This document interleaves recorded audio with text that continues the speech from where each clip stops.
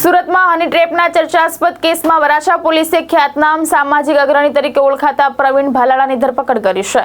ફરિયાદમાં નોંધાવ્યા બાદ છેલ્લા 16 મહિનાથી ફરાર રહેલો આરોપી આખરે પોલીસના હાથે ઝડપાયો છે।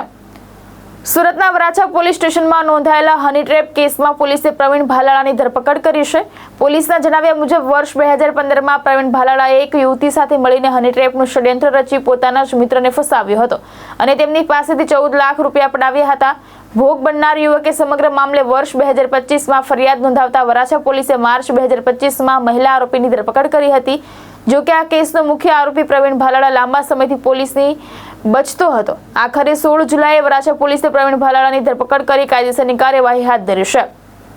પોલીસ તપાસમાં સામે આવ્યું છે કે ભોગ બનનાર વ્યક્તિ પ્રવીણ ભાલાળાનો જ મિત્ર હતો, પરંતુ મિત્રતાનો વિશ્વાસ તોડી અને તેને હની ટ્રેપમાં ફસાવી લાખો રૂપિયાની ઉઘરાણી કરવામાં આવી હતી। સામાજિક અગ્રણી તરીકે ઓળખ ધરાવતા પ્રવીણ ભાલાળા સામે હવે હની ટ્રેપ અને છેતરપિંડીના ગંભીર આરોપોનો પોલીસ વધુ તપાસ કરી રહી છે। ભાવેશ ઉપાધ્યાય, દ્રષ્ટિકોણ ન્યૂઝ, સુરત।